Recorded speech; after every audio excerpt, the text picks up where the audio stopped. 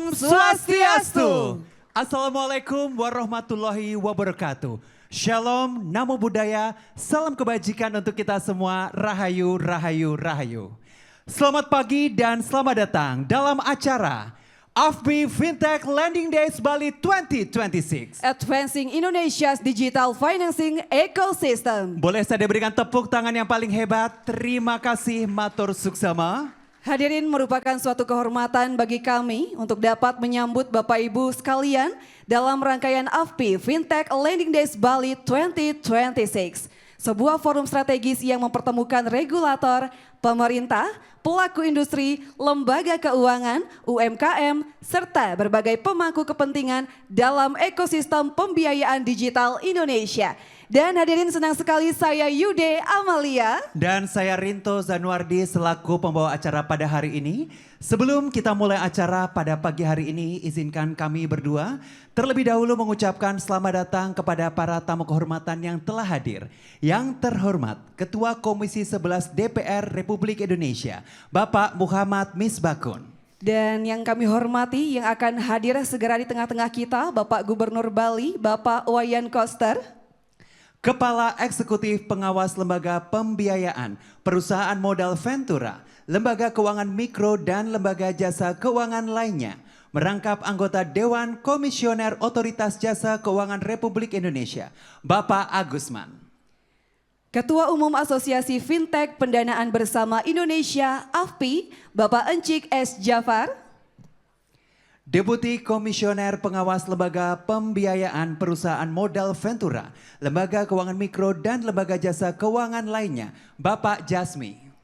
Kepala Direktorat Pengawasan Lembaga Jasa Keuangan Kantor OJK Provinsi Bali, Bapak Adityo Pamuji. Dewan Pengawas AFPI, Bapak Bernardino Vega. Ketua Steering Committee Fintech Lending Days 2026, Ibu Marcella Wijayanti. Direktur Eksekutif AFPI, Ibu Yasmin Meila Sembiring. Jajaran Komite Etika dan Pengurus AFPI. Jajaran Direksi dan Manajemen Anggota Pindar dan Ekosistem Pendukung AFPI. Para pemimpin asosiasi dan stakeholder strategis di sektor jasa keuangan. Rekan-rekan media. Dan tentunya seluruh hadirin sekalian yang kami hormati dan kami banggakan. Hadirin, sebelum kita memasuki rangkaian acara utama, marilah kita menundukkan kepala sejenak untuk berdoa dan memohon kelancaran serta keberkahan bagi seluruh rangkaian acara pada hari ini. Berdoa menurut agama dan kepercayaan masing-masing, berdoa disilakan.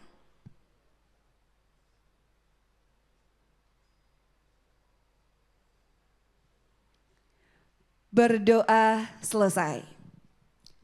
Hadirin yang berbahagia, AFPI Fintech Lending Days 2026 yang diselenggarakan pada hari ini merupakan sebuah platform strategis industri pinjaman daring atau Pindar yang mempertemukan berbagai pemangku kepentingan untuk duduk bersama, berdiskusi, membangun kolaborasi, serta bersama-sama menghasilkan langkah-langkah konkret yang dapat berdampak bagi perkembangan industri Pindar dan ekosistem keuangan digital ke depannya. Hadirin yang kami hormati, kita memasuki agenda berikutnya, yaitu opening remark. Dan hadirin, sekaligus membuka rangkaian acara pada pagi hari ini, kami mengundang Bapak Encik S. Jafar selaku Ketua Umum AFPI. Untuk itu kepada Bapak Encik kami persilakan. Hadirin berikan tepuk tangan yang paling meriah untuk Bapak Encik.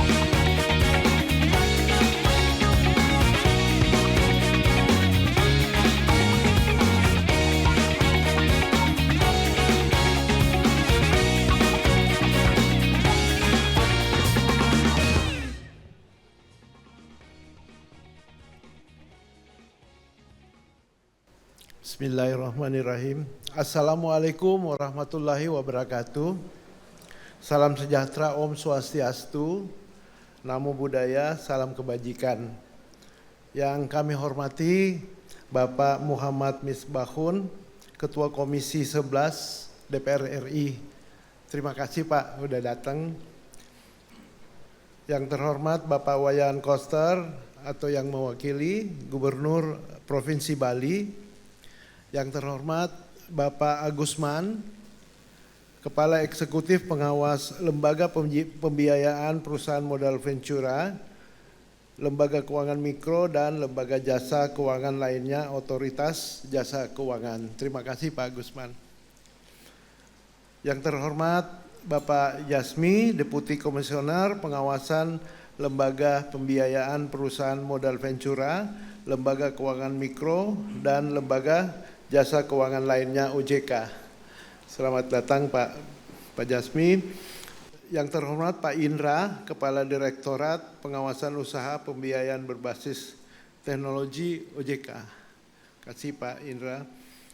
Yang terhormat Bapak Adityo Pamuji, Kepala Direktorat Pengawasan Lembaga Jasa Keuangan Kantor OJK Provinsi Bali. Kasih Pak. Yang terhormat Bapak Bernardino Vega, Dewan Pengawas Asosiasi Fintech Pendanaan Bersama Indonesia, AFPI. Yang terhormat jajaran Komite Etika dan Pengurus AFPI.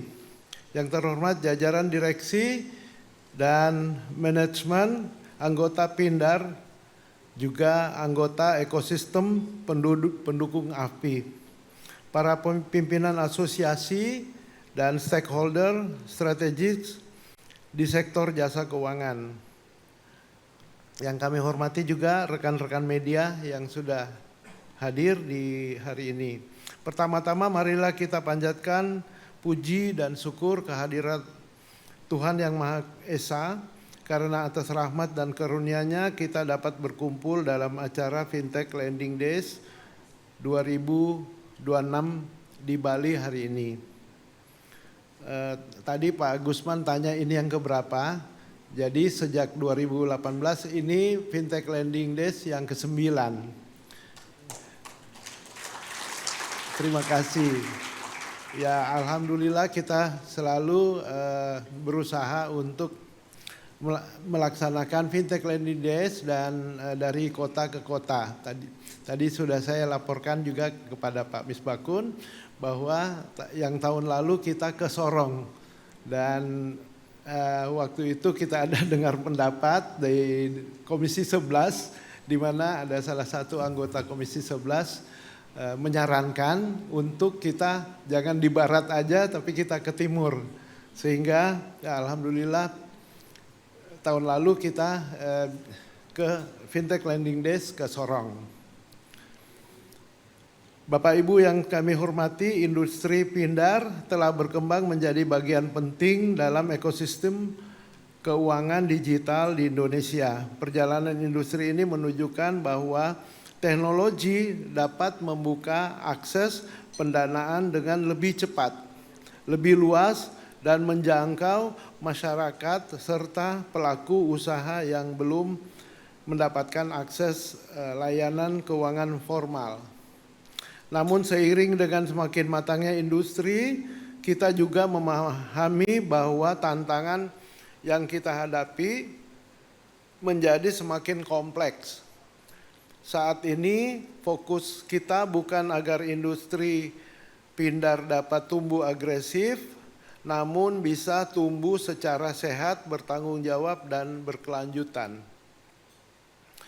Bapak dan Ibu sekalian yang kami hormati, Fintech Lending Days atau FLD ini hadir dengan pendekatan yang berbeda. Jika pada tahun-tahun sebelumnya FLD berfokus pada edukasi dan literasi masyarakat, maka pada tahun ini kami ingin membawa Fintech Lending Days ini ke tahap berikutnya, menjadi strategic industry platform, sehingga FLD tahun ini akan menjadi forum yang mempertemukan para pemangku kepentingan untuk berdiskusi, membangun kolaborasi, dan menghasilkan langkah konkret. Bapak Ibu yang saya hormati, sekali lagi atas nama AFPI saya mengucapkan terima kasih kepada seluruh regulator, mitra industri, anggota AFPI, investor, asosiasi, media, sponsor, komunitas UMKM, dan seluruh pihak yang telah mendukung terselenggaranya Fintech Lending Days ini. Semoga forum ini memberikan manfaat, membuka peluang kolaborasi baru, dan menjadi bagian dari langkah bersama dalam memperkuat industri pinjaman digital di Indonesia. Wabillahi taufik wal hidayah. Wassalamualaikum warahmatullahi wabarakatuh. Om Santi Santi Santi Om. Terima kasih.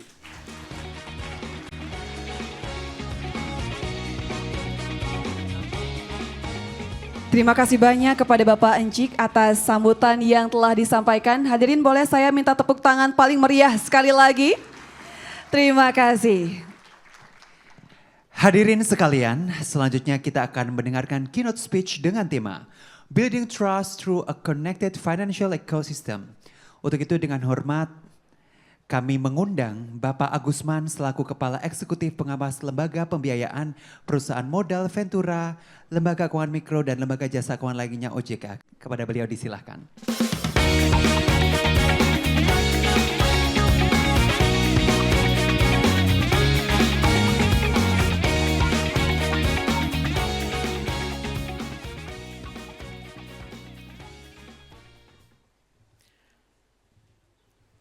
Assalamualaikum warahmatullahi wabarakatuh. Om Swastiastu. Selamat pagi, salam sejahtera untuk kita semua, salam sehat, dan salam bahagia. Yang sama-sama kami hormati adalah Bapak Ketua Komisi 11 DPR RI, Bapak Dr. Muhammad Misbakun. Terima kasih Pak Ketua berkenan datang, karena saya dalam beberapa kali kesempatan selalu mengatakan Komisi 11, wabil khusus Bapak Ketua adalah orang tua kita, orang tua kami. Jadi Pindar ini adalah betul-betul kita kembali dengan adanya arahan dari Pak Ketua, tempat kami bertanya, tempat kami mendapatkan arahan. Terima kasih Pak Ketua berkenan datang di pagi yang baik ini. Yang sama-sama kita hormati Bapak Gubernur Bali, Bapak Iwayan Koster atau yang mewakili. Yang sama-sama kita hormati Bapak Jasmi, Deputi Komisioner, hadir juga bersama kita Bapak Adityo Pamuji, Direktur di Kantor OJK Bali, dan Bapak Indra, Direktur Pengawasan PVML. Yang sama-sama kita hormati, tentu saja Pak NCS Jafar, Ketua Umum AFPI dan seluruh jajaran, hadir lengkap kami lihat, termasuk juga Dewan Pengawas, Pak Dino Vega, Pak Roni, Pak Sekjen, kemudian Ibu Yasmin, Direktur Eksekutif, dan tentu Ibu Marshall Wijayanti selaku Ketua Steering Committee untuk Fintech Learning Days 2026 ini. Dan seluruh Bapak Ibu yang menjadi pengurus, kemudian termasuk juga komite etik kami lihat juga hadir, dan seluruh Bapak Ibu, direksi komisaris penggiat pinjaman daring yang hadir di pagi yang baik ini. Kami juga menyapa pimpinan dari CNBC Indonesia, media yang kami banggakan, dan seluruh rekan-rekan kami, media massa yang hadir. Mungkin sedikit pantun Bapak Ibu supaya terasa segar gitu ya. Budaya Pulau Bali, Pulau Dewata, cakep. Budayanya indah, penuh pesona, cakep. Mari bangun kepercayaan bersama untuk Pindar yang semakin jaya.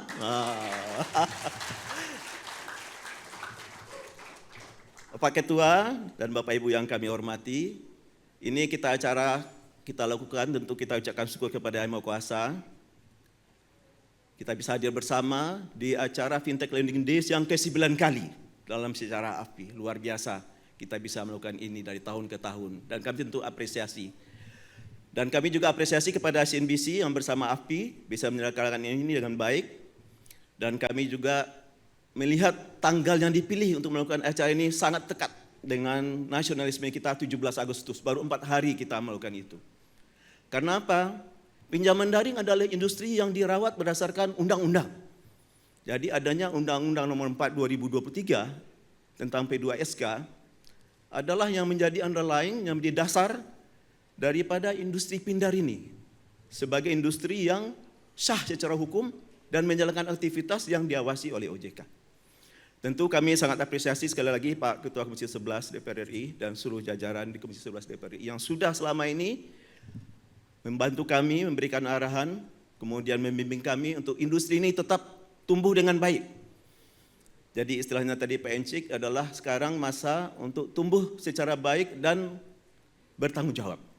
Oleh karena itulah kita terus membuat industri ini sesuai dengan kewenangan yang ada. Kami lakukan perbaikan-perbaikan bersama dengan asosiasi AFPI, dimulai dengan adanya roadmap, berbagai POJK yang terbit terbaru, termasuk juga bagaimana kita mendorong untuk supaya kegiatan produktif yang dilakukan oleh Pindar ini semakin banyak, semakin meningkat.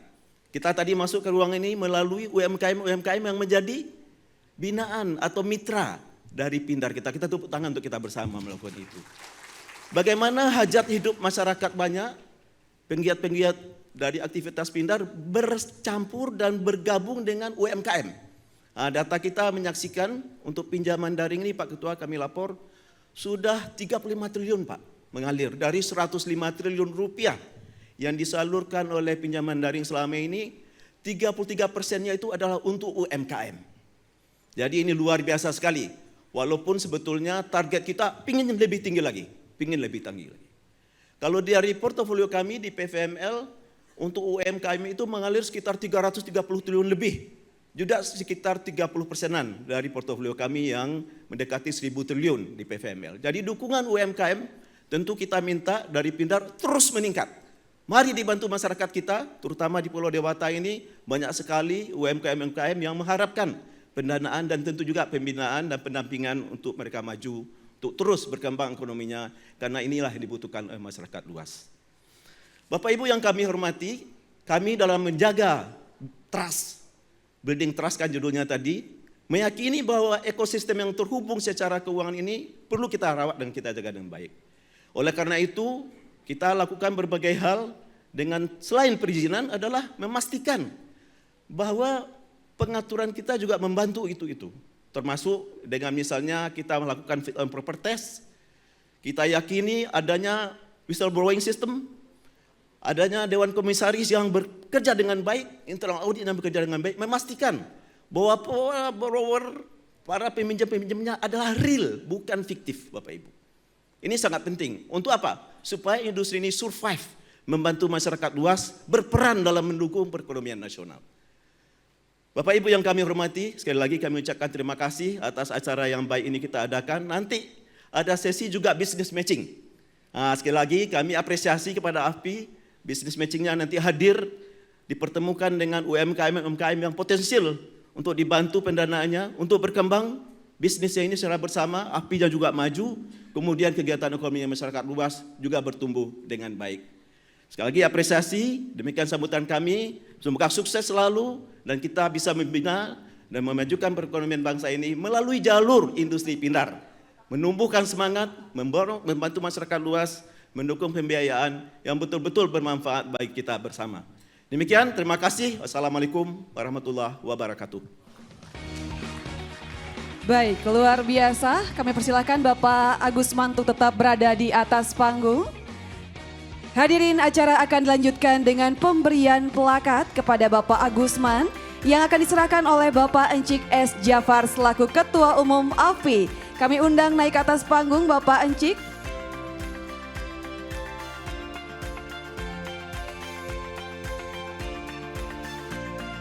Baik, luar biasa. Dan hadirin, berikutnya ialah pemberian plakat dan kita saksikan bersama dan kami pandu untuk sesi foto. Baik, mengambil posisi di tengah-tengah. Lebih ke kanan lagi Bapak. Kami izin pandu foto dalam hitungan 3, 2, 1. Sekali lagi, kita ambil foto dalam hitungan 3, 2, 1. Hadirin berikan aplaus yang paling meriah untuk Bapak Agusman dan juga Bapak Encik S. Jafar. Dan kami persilakan untuk berkenan kembali ke tempat duduk.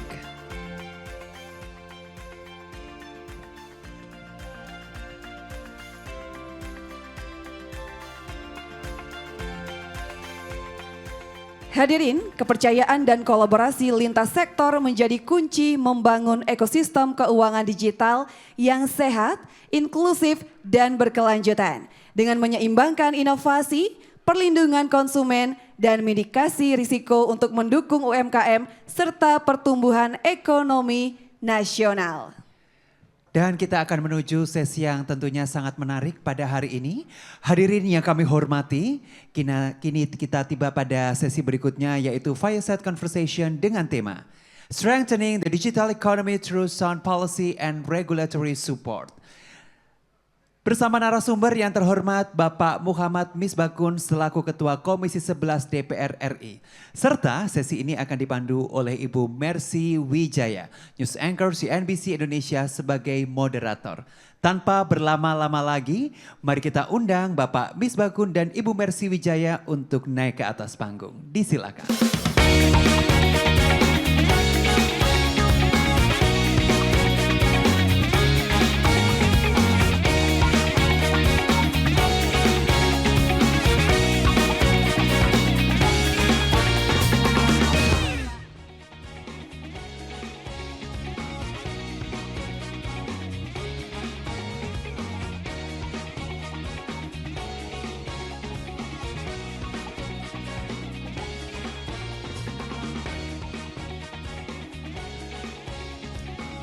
Selamat pagi Bapak dan Ibu yang saya hormati. Selamat pagi Pak Misbakun, terima kasih sudah berkenan hadir Pak di acara pagi hari ini. Dan kita juga tadi sudah dengarkan beberapa pengantar dari Pak Encik dan juga Pak Agusman bahwa industri ini perkembangannya cukup pesat begitu ya Pak. Secara tahunan pertumbuhannya mencapai 23% untuk nilai outstanding yang disalurkan kepada masyarakat yang belum terlayani oleh perbankan Pak. Tapi pertanyaannya juga bukan sekedar pertumbuhannya cepat Pak, tapi bagaimana bisa sehat dan berkelanjutan. Oleh karena itu regulasi, pengawasan dan juga pengaturannya menjadi sangat penting terutama setelah revisi dari Undang-Undang P2SK Pak yang sudah dilakukan di sekitar pertengahan tahun kemarin. Nah, apa saja Pak yang menjadi poin-poin penting yang perlu diketahui oleh industri pindar yang ada di sini Pak, dan bagaimana prospek dari industri ini ke depannya setelah implementasi dari Undang-Undang P2SK? Mungkin monggo Pak Misbakun dipersilahkan. Terima kasih yang saya hormati Pak Agusman, Kepala Eksekutif Fintech nih kalau kita biasanya. Ada banyak sekali di wilayah terutama UMKM yang banyak manfaatnya. Yang saya hormati Pak Enci, dan ada Pak Jasmi, Deputy Komisioner, dan para pengurus AFPI yang hadir. Yang saya hormati steering komitenya ini, Mbak Marcella, terus ada pengurus AFPI Pak Dino, dan yang lain. Kalau kita membicarakan beberapa hal soal implementasi P2SK, saya ingin menyampaikan tentang satu hal, yaitu mengenai kerangka pikir dan agenda transformasinya. Tadi sangat menarik membicarakan pindar ini, fintech, peer-to-peer lending ini. Karena selama ini orang membicarakan, kalau kita membicarakan fintech, membicarakan pinjaman daring, orang tidak dalam sebuah deskripsi yang lengkap, komprehensif, dan orang membicarakan dalam tone yang positif. Orang hanya membicarakan kasus, tidak membicarakan hal-hal yang selama ini menjadi kontribusi industri ini untuk pertama masyarakat, kemudian penetrasi mereka kepada sektor usaha terutama UMKM, tadi 35 triliun ini baru 2026. Ini mungkin data terakhirnya bulan Juli ya Pak ya, Agusman ya, bulan Juli. 33%-nya itu untuk UMKM. Lah, ini masyarakat harus diterangkan, dicerahkan pemahamannya bahwa ini punya penetrasi dan kontribusi yang tidak kecil. Karena apa? Perbankan selama ini juga mempunyai keterbatasan. Dan industri ini lahir sebagai respon industri terhadap apa? Ya terhadap situasi yang ada. Ada pasar yang terbuka, celah yang masuk, dan mereka kemudian diregulasi. Saya ingin mengucapkan terima kasih kepada para pioneer di industri ini yang membangun platform, kemudian ketemu para lenders, dan kemudian memberikan kontribusi terhadap industri, terhadap masyarakat, dan kemudian membuat negara harus melakukan regulasi. Dan perlu disampaikan hal-hal yang seperti ini supaya apa? Ketika kehadiran itu membawa manfaat, kita lupa memberikan penghargaan dan apresiasi. Dan tentunya ini menjadi menarik. Menariknya apa? Ternyata industri ini mempunyai kontribusi yang sangat besar dan mempunyai arti penting. Tadi ketemu satu pengrajin saja, kita tanya di rumah dia mempekerjakan 2 orang. Satu pengrajin kecil menyerap 2 tenaga kerja. UMKM itu kan sangat spesifik. Serapan tenaga kerjanya banyak, dan kemudian ada sektor informal yang kita bisa kita berikan bantalan untuk apa? Yang membuat negara ini pertama, orang punya penghasilan, ketika dia punya penghasilan dia melakukan konsumsi, dan kemudian negara, ketika dia punya penghasilan, negara tidak lagi melakukan bansos Pak. Enggak melakukan bansos. Lah inilah yang perlu kita bicarakan lebih jujur, lebih komprehensif. Jadi bagaimana kemudian kerangka pikir ini bisa nyampe menyebar. Apalagi di mandat Undang-Undang P2SK, tadi saya mengucapkan terima kasih kepada AFPI, karena waktu kita RDPU dengan AFPI itu kita menyampaikan, ada mandat tentang sosialisasi, edukasi, dan meningkatkan literasi. Dan selama ini sektor fintech ini gagal dipahami oleh banyak masyarakat. Orang hanya membicarakan, ya mohon maaf, ada orang pinjam di platform yang digital yang ilegal, kemudian bermasalah, kemudian jadi cerita di media, dan itu didaur ulang terus. Didaur ulang. Lah inilah yang harus kita bersama-sama untuk mengingatkan bahwa ada hal yang bermanfaat. Itu. Untuk siapa ya? Untuk memberikan dorongan terhadap UMKM dan sebagainya. Siapa yang memperhatikan mereka? Kalau bukan industrinya. Lah, industrinya ini kan harus kita berikan ruang yang cukup spesies, ruang yang cukup lega, sehingga industri bisa tumbuh, regulasi yang bisa mengatur dengan baik, tanpa kemudian kehilangan mandat di undang-undang. Lah, inilah yang menurut saya perlu saya sampaikan tentang bagaimana kerangka berpikir agenda transformasi, karena kita apa? Kontrak makronya harus kita perhatikan. Kemudian fondasi hukum dan pemulihan ekosistemnya. Bayangkan pada saat COVID lalu, kita melakukan, Pak Agusman, kita melakukan upaya yang luar biasa terhadap apa? Restructuring. Restructuring itu kita lakukan terhadap semua kredit, lidik kredit yang mempunyai risiko besar karena krisis. Dan ini kan harus kita formulasikan. Kemudian harmonisasi regulasi. Dan menurut saya ada satu hal yang perlu kita angkat, yaitu mengenai success story ini, Pak. Karena apa? Kita harus menyampaikan bahwa banyak UMKM yang didukung oleh pinjaman daring ini yang mereka kemudian sukses. Dan tentunya arah strategis dan kebijakan ini harus kita. Satu yang ingin saya sampaikan, dalam harmonisasi regulasi dan sebagainya, saya termasuk yang berbicara dengan Pak Agusman soal pemerintah. Ada satu kebijakan pemerintah yang luar biasa, subsidi KUR. KUR itu dulu orang hanya diwajibkan satu nasabah hanya bisa pinjam 1 kali KUR. Kemudian diizinkan sampai 3. Kemudian terakhir kita lepas.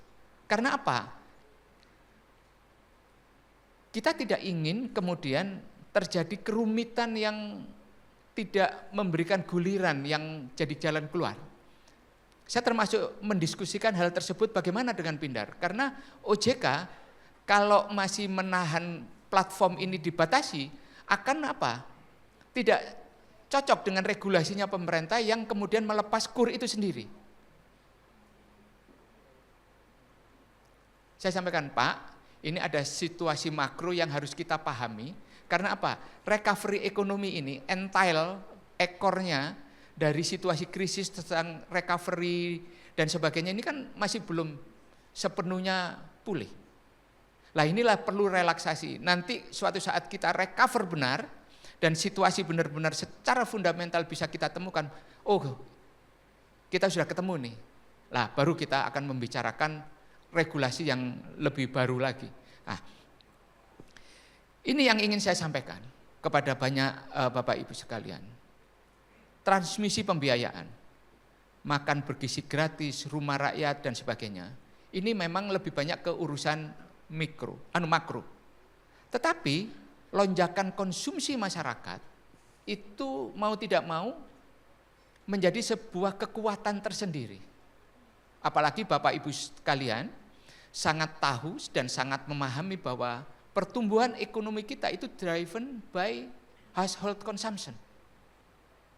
Tapi household consumption ini dorongan secara sektoral paling besar itu adalah sektor keuangan. Sektor keuangan.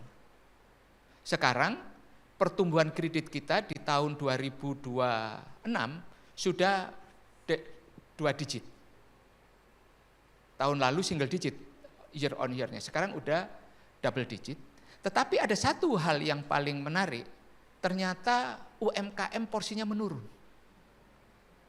Tapi consumer itu malah naik. Consumer sama corporate. Ada apa ini? Ada apa dengan UMKM kita? Padahal pada saat yang sama, untuk rumah rakyat itu KUR dinaikkan. Ada sekarang KUR untuk perumahan. Bahkan para penggiat SPBG itu banyak dari sektor itu. Lah MBG dan sebagainya itu sebenarnya peluangnya paling banyak itu usaha kecil. Karena apa?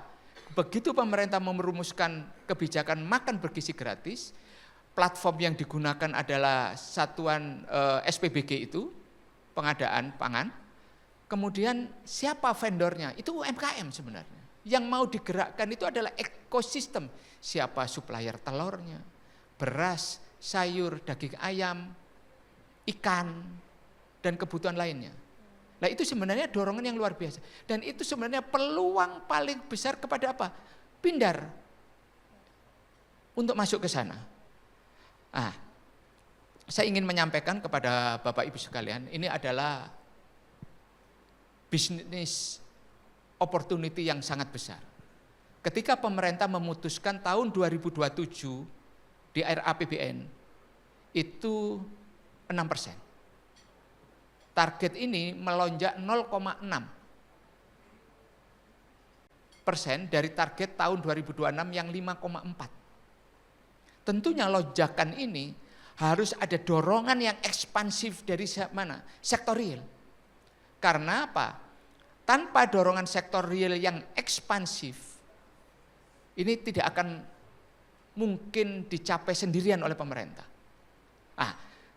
Sektor real yang ekspansif itu salah satu penguatnya adalah investasi. Investasi ini, dorongan investasi itu ya pembiayaan. Pembiayaannya ada perbankan dan dari sektor di mana Pak Agusman sekarang sedang mendapatkan tanggung jawab dan mandat itu. Nah ini menurut saya sangat besar peluangnya. Defisit kita juga terbatas, kemudian UMKM yang terutama, ini peluangnya harus kita perkuat. Karena pemerintah juga mendorong investasi dari sisi belanja pemerintah, kemudian dari sisi investasi di Danantara. Nah, saya ingin menceritakan kepada Bapak Ibu sekalian tentang Undang-Undang P2SK. Kita sudah sangat memahami bahwa Undang-Undang P2SK baru selesai di amandemen. Uniknya Pak, P2SK itu nomornya nggak berubah, tahunnya yang berubah. P2SK yang lama nomor 4 tahun 2023, yang baru 2026 nomornya juga sama 4. Banyak mandat yang diberikan kepada OJK dan menurut saya P2SK ini paling banyak mendapatkan penugasan itu sebenarnya OJK. Dan kalau sektornya Pak Agusman sedikit sekali dibahas ulang, yang ada adalah mengenai bursa mineral, kemudian aset digital banyak dilakukan pengaturan lebih lanjut terhadap produk-produk digital aset dan sebagainya. Tetapi itu masih bisa berlanjut ke sektor-sektor yang berkaitan. Karena apa? OJK ini kan sangat terintegrasi sektoralnya. Nah ini saya perlu sampaikan. Ini menurut saya ada satu yang menarik. Kita memperbaiki kembali cara kita menghapus bukukan dan hapus buku dan hapus tagih. Dan ini bersifat permanen. Karena apa? Tadi insentif itu kita harus berikan.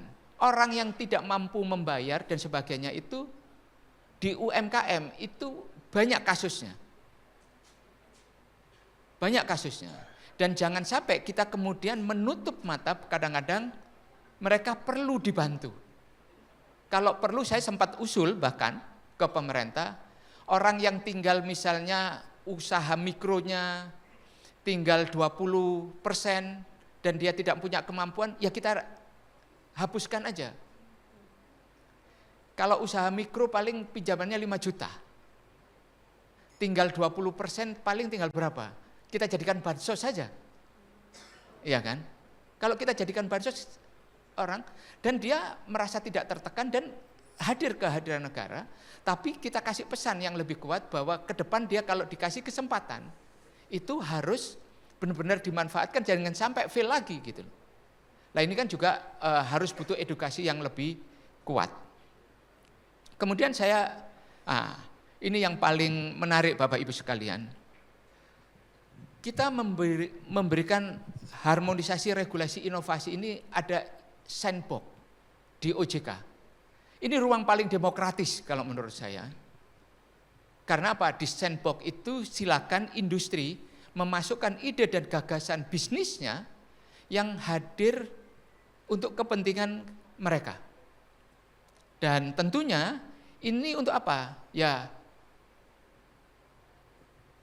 supaya itu bisa dielaborasi untuk kepentingan yang lebih baik.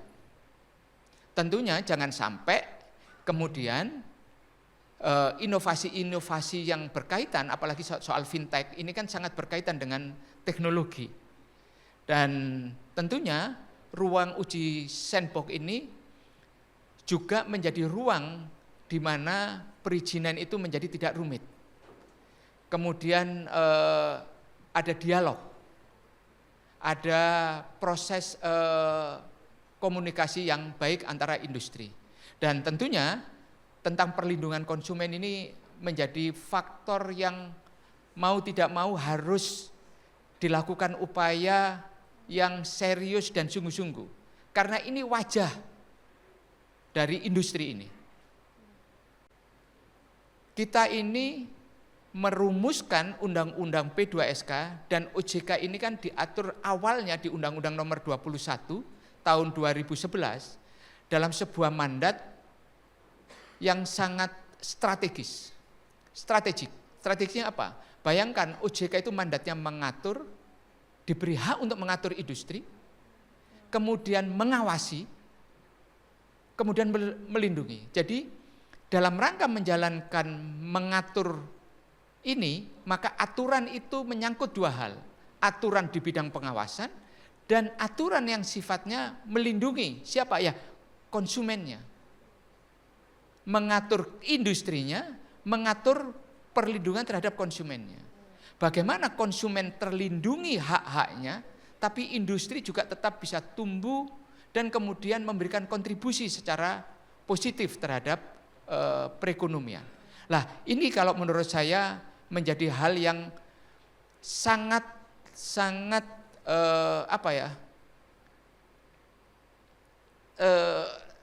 positioning OJK ini sangat berat.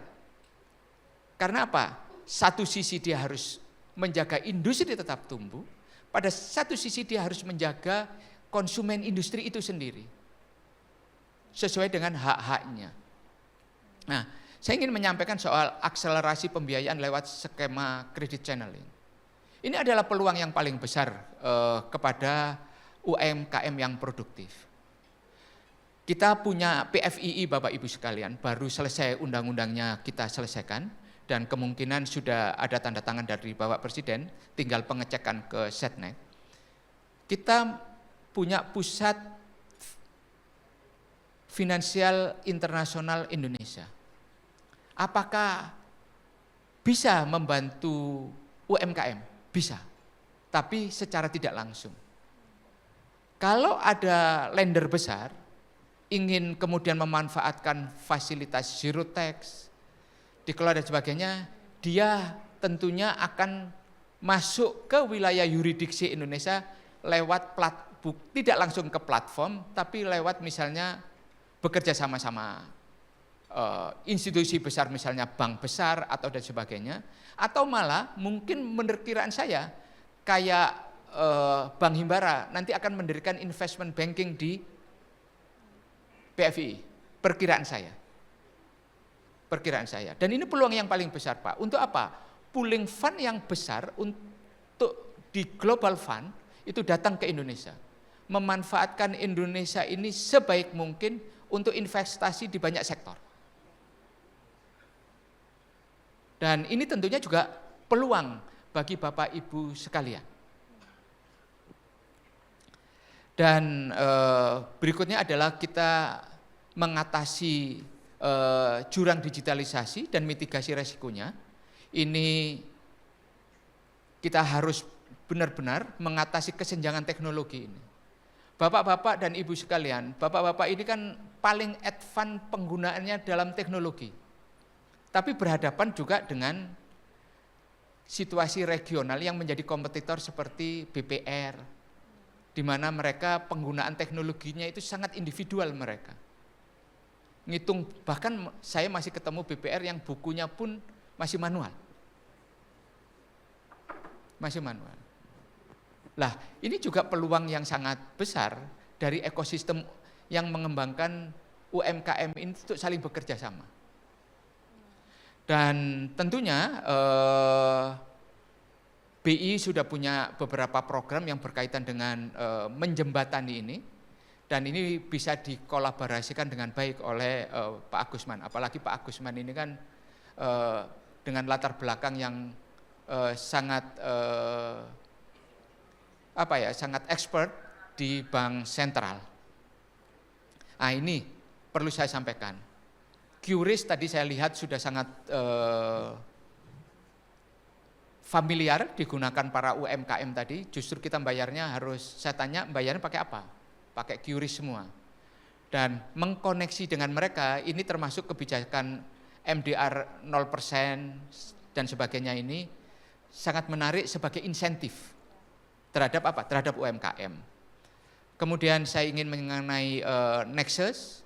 Nexus ini 2027, mudah-mudahan dengan Gubernur Bank Indonesia yang baru, ini nanti akan bisa mengkonek sistem kita dengan global dan memberikan efisiensi yang lebih murah dari sisi mengenai fee dan sebagainya. Nah, ini saya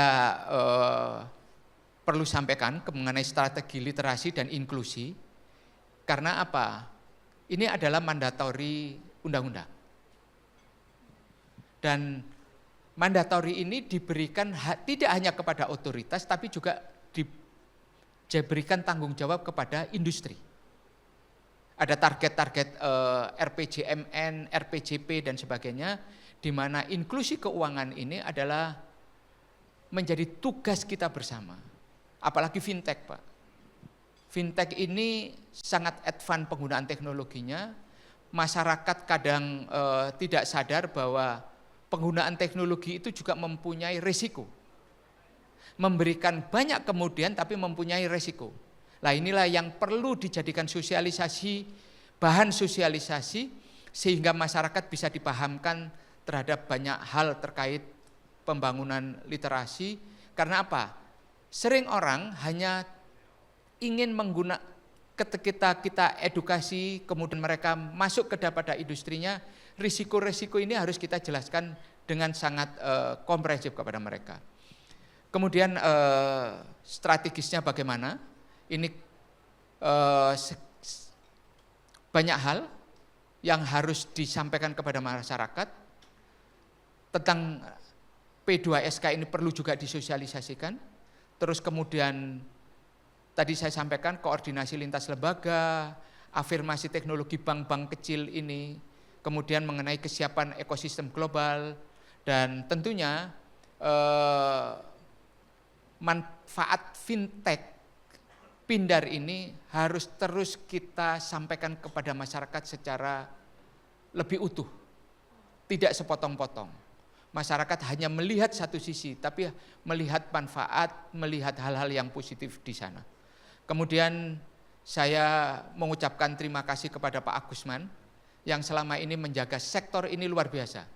Karena dulu IKNB itu tempatnya di satu tempat, kemudian kita pisah-pisahkan, ternyata ini memberikan keyakinan kepada kita semua, ternyata pilihan politik kita itu tidak salah, Pak. Tidak salah. Karena apa? Kita makin fokus, pengawasannya makin banyak, cuma yang saya kasihan itu adalah OJK mandatnya makin banyak. Kita kasih tugas, bayangkan ketika saya sedikit cerita kepada seluruh peserta fintech lending hari ini, contoh sederhananya, pada saat kita P2SK yang lama, tiba-tiba ada mandat kita membuat bursa karbon. Siapa yang ini? Harus OJK. Karena apa? Tata kelolanya bagus. Oke, kita taruh di OJK. Di mana? Taruhnya akhirnya taruh ya udah pasar modal. Ada lagi kripto hidup. Suruh OJK, kan sudah ada di sini. Oh enggak, sebagai aset keuangan harus OJK yang mengelola. OJK lagi. Yang terakhir ketika Bapak Presiden membicarakan tentang penguatan pasal 33 terhadap proses terjadinya under invoicing, transfer pricing, intercompany transaction dan sebagainya, dibukalah bursa mineral dan komoditas strategis.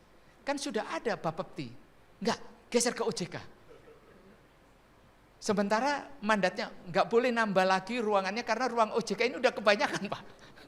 Akhirnya kita harus melakukan strategi dan mengambil keputusan politik yang berat, tapi itu harus diambil. Semuanya harus OJK sekarang, Pak. Jadi OJK ini begitu ada mandat baru, OJK yang itu. Mudah-mudahan sudah tidak ada bursa baru lagi yang harus dimandatkan ke OJK. Karena apa? Ternyata di usia sekarang OJK berdiri tahun 2012, sekarang di usia yang 14 tahun, tugas negaranya banyak, tetapi fasilitas yang diberikan belum memadai. Bayangkan kalau Bapak Ibu sekalian, kalau nyari kantor OJK mungkin ketemunya di tempat ini, belum menyatu di satu tempat. Tapi kita berusaha untuk di daerah, kita kasih yang simbolik mulai di Jawa Timur, di Sumatera Selatan, dan beberapa tempat. Itu kita kasih tempat-tempat yang bisa menjadi simbolisasi bahwa OJK itu hadir di daerah-daerah yang strategis, itu OJK menjadi simbol. Karena apa? Masyarakat yang terlayani oleh otoritas dengan baik, itu akan menjadi menjadi mereka punya cerita. Oh, saya ketemu OJK. Saya sangat ingat pertama kali mulai sosialisasi OJK, awal-awal OJK berdiri, saya dapat tugas sosialisasi. Saya tanya kepada masyarakat, ini bayangin di Jawa, di dapil saya, Pak. Saya tanya, Bapak Ibu sekalian, apakah Bapak Ibu kenal dengan OJK? Nanya, oh Pak, saya kenal Pak, saya sudah punya aplikasinya. Katanya. Bayangkan, pertama kali impresi mereka terhadap OJK, Pak, saya sudah punya aplikasinya. Ibu-ibu kan, bapak-bapak bisa membayangkan apa yang dia maksud dengan OJK itu. Tapi waktu berjalan dan akhirnya karyanya dirasakan oleh masyarakat dan masyarakat sudah merasakan dampaknya. Dan industri, dibantu dengan industri dan sebagainya. Dan OJK ini dalam operasionalnya sangat berhimpitan dengan industri. Itu tuh mau nggak mau, karena tugasnya ya memang rapat dengan industri, mengatur, mengawasi dengan industri, dan ini kan menjadi PR kita bersama untuk tetap menjaga tata kelola dengan baik. Saya akhirnya waktunya sudah habis, saya menerima banyak kesempatan kalau ada yang ingin ditanyakan. Baik. Sekali lagi saya mengucapkan terima kasih dan minta maaf apabila ada hal yang kurang berkenan. Baik, terima kasih kepada Pak Misbakun telah menekankan betapa kontribusi dari industri pindar ini juga perlu ditonjolkan begitu ya Pak, kontribusinya terhadap membantu UMKM dan perekonomian secara keseluruhan, dan tadi beberapa poin-poin terkait dengan Undang-Undang P2SK yang perlu diketahui oleh industri. Saat ini kami ingin membuka sesi tanya jawab kepada para peserta yang sudah hadir. 3 penanya terlebih dahulu untuk bisa dijawab langsung oleh Bapak Misbakun. Mungkin ada yang berkenan untuk bertanya kepada Bapak Misbakun? Baik, mungkin untuk memantik terlebih dahulu Pak Misbakun, tadi Bapak sempat menyebutkan bahwa saat ini yang di-highlight sebenarnya dari industri pindar ini adalah yang pinjol ilegal yang disalahartikan karena dia tidak berizin OJK dan tidak diawasi oleh regulasi begitu ya Pak. Ini adalah musuh dari pindar sebenarnya Pak, karena yang tidak diatur bunganya, dananya tidak tahu dari mana Pak. Nah ini pengawasannya akan seperti apa? Apakah ada juga diatur dalam Undang-Undang P2SK? Kalau namanya ilegal itu sebenarnya lebih kepada aparat hukum. Aparat hukum, karena mereka beroperasional tanpa izin. Dan masyarakat harus disadarkan orang yang tanpa izin itu waktunya sudah bukan diedukasi, waktunya untuk dihukum. Baik. Itu supaya masyarakat tahu bahwa yang ada di ruang terang sama di ruang gelap. Ya. Dan masyarakat, edukasi ke masyarakatnya harus jelas bahwa ada yang berizin jumlahnya berapa, siapa saja, Ya. dan mereka akan mengikuti protokol pengawasan, Oke. mengikuti protokol pengaturan yang diatur oleh otoritas. Oke. Dan yang ini, yang ilegal, itu mereka berjalan menurut aturan mereka sendiri. Dan lah disitulah kemudian masyarakat harus disadarkan. Karena apa? Masyarakat pasti akan cari cara yang mudah. Oke. Cara yang mudah itu adalah, kalau ada yang mudah belum tentu itu legal. Mereka hanya dikasih kemudian habis itu dijebak. Lah, sosialisasi yang seperti ini penting untuk dilakukan. Menyadarkan masyarakat, dan tentunya mereka harus disadarkan bahwa yang berizin dan dalam pengawasan OJK itu sangat penting. Untuk apa? Dalam rangka melindungi hak mereka sebagai konsumen kalau ada apa-apa di dalam praktek pelaksanaannya. Baik. Itu yang utama. Baik, tantangannya di mana menurut Pak Misbakun, Pak? Karena kalau kita lihat peminat, maksudnya yang terjebak dengan pinjol masih banyak, Pak. Bahkan pengguna lebih banyak dari yang menggunakan Pindar begitu ya, Pak ya? Ya, itu butuh proses. Sama, butuh prosesnya begini. Kalau yang legal semuanya ini di sini sama-sama kemudian menyadari bahwa ada tantangan dari yang ilegal, kita harus menyatakan bahwa saya legal, dan masyarakat harus diingatkan yang ilegal itu bentuknya seperti apa. Nah ini aja, mungkin dengan pada saat, saya yakin lah yang banyak ilegalnya itu rata-rata ke konsumer ya, ke konsumer, yang konsumer. Nah ini masyarakat harusnya. Bayangkan ultramikro itu saya sosialisasi juga, misalnya untuk mekar, untuk kemudian PIP ada, PMN ada, Pegadaian ada, itu pun mereka masih kadang-kadang masyarakat karena edukasinya terbatas, dan mereka kadang-kadang, kita merasa edukasi itu sudah luar biasa, tapi mereka kadang-kadang tidak tahu juga. Gitu. Lah, sosialisasi yang menyeluruh, terus berkelanjutan, tidak terputus, itu sangat penting untuk menyadarkan masyarakat.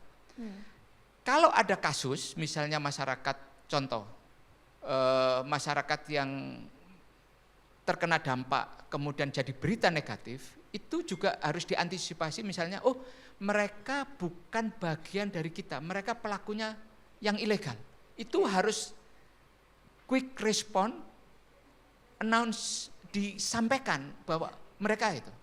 Sehingga masyarakat tahu.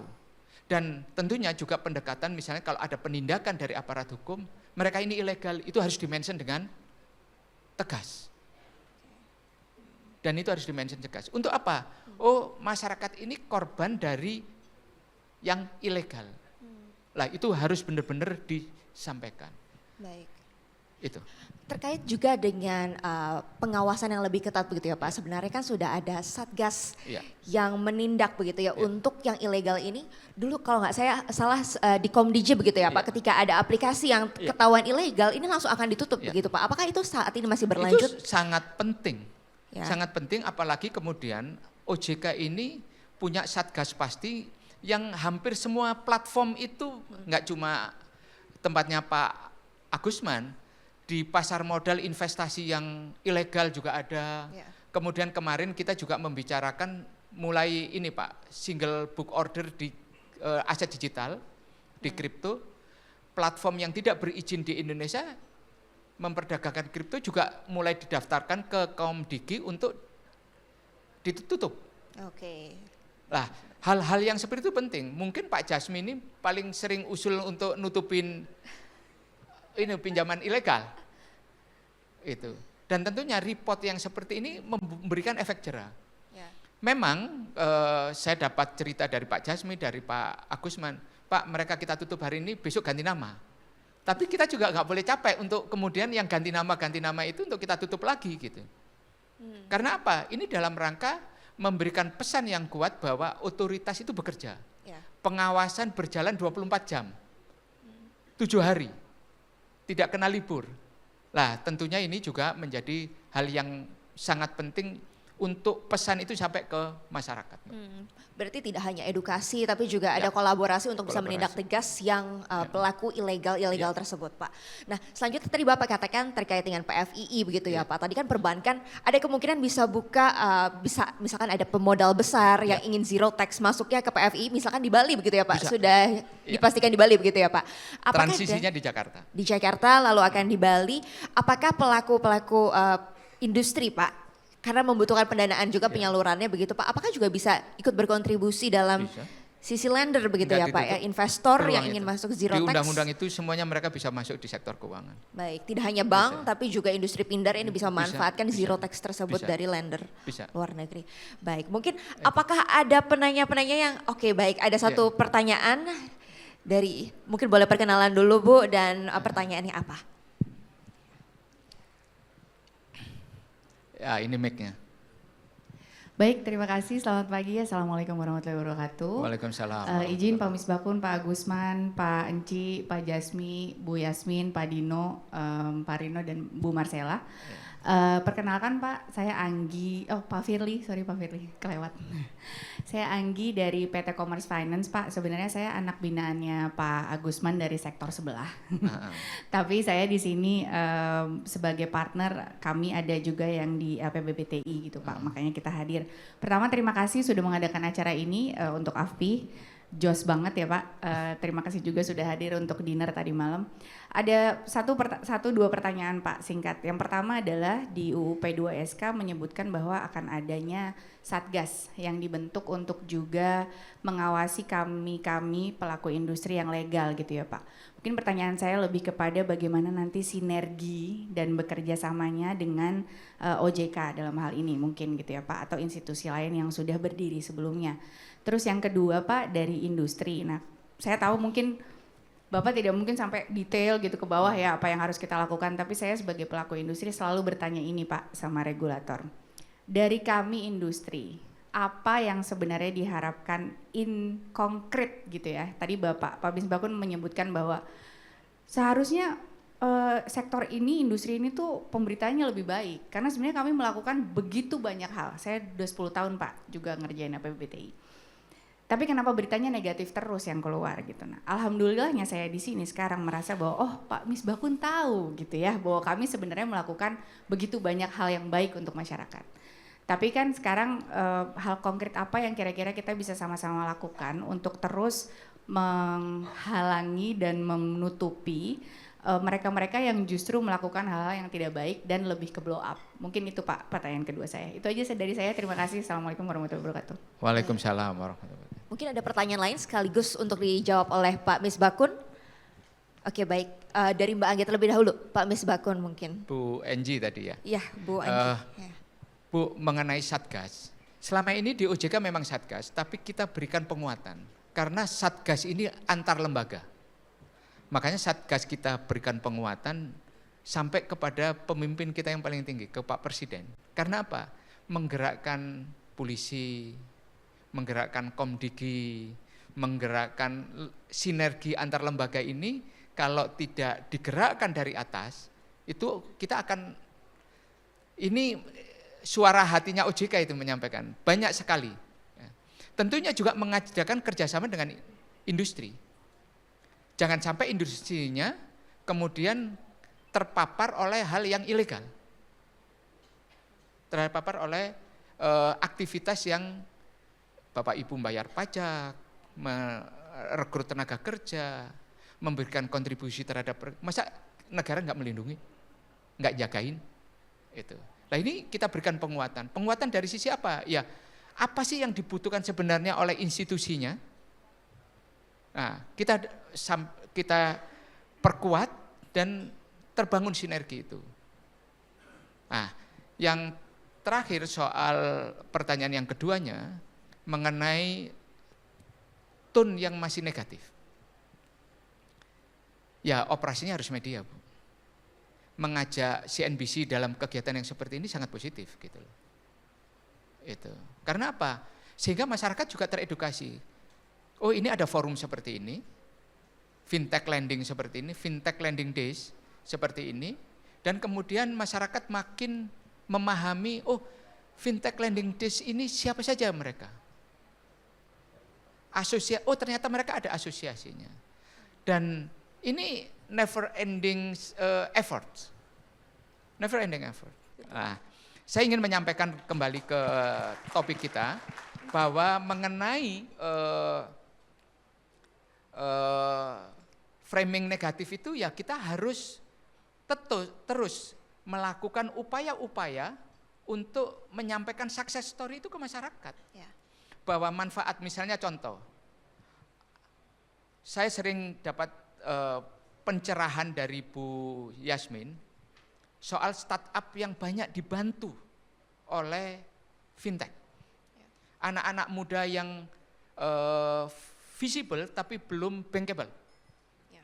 Visible dari sisi business operating, ke bank tidak bisa, bahkan ke BPR pun nggak bisa, tapi dibantu oleh fintech. Dan ini kan juga menjadi story. Telling story ini, success story ini dari mulut ke mulut inilah yang bisa menjadi penangkal cerita negatif itu. Ya. Itu yang bisa saya sampaikan menjawab pertanyaannya Bu Enji tadi. Baik, Pak, berarti untuk memastikan bahwa Satgas yang dimaksud dalam Undang-Undang P2SK ini adalah penguatan dari Satgas OJK namun berkolaborasi dengan berbagai pihak begitu ya, termasuk Dan sampai ke itu Presiden. levelingnya kita kuatkan Satgas itu SK-nya dari Bapak Presiden. Oke. Supaya lembaga-lembaga yang lain itu, oh ya, saya diperintah oleh Presiden. Ikut bergerak. Begitu Memang ya, Pak? koordinatornya adalah OJK. Oke, Gitu. baik. Operatornya Mantap. OJK. Baik, mungkin karena keterbatasan waktu Pak ini sebenarnya menarik, saya yakin pembahasan tidak habis, tapi terima kasih Pak Misbakun telah memberikan kembali penekanan dalam sesi hari ini bahwa kontribusi dari Pindar ini sangat penting untuk perekonomian kita, terutama untuk mendorong UMKM yang masih belum terlayani dengan baik oleh perbankan atau belum masuk kategori tersebut Pak. Semoga sukses dan sehat selalu Pak, terima kasih atas insight yang diberikan dan demikianlah sesi kita kali ini, saya kembalikan kepada MC. Boleh kita berikan tepuk tangan yang paling hebat Bapak Ibu hadirin sekalian. Luar biasa sesi Yes. pada hari ini. Bapak izin tetap berada di tempat karena selanjutnya bersama-sama kita akan menuju momen pemberian plakat. Plakat akan diberikan oleh Ibu Marcella Wijayanti kepada Bapak Misbakun. Dan sebelum itu kami juga mengucapkan selamat datang kepada Bapak Gubernur Bali, Bapak Wayan Koster. Boleh hadirin berikan aplaus yang meriah untuk kehadiran Bapak Gubernur. Selamat datang Bapak.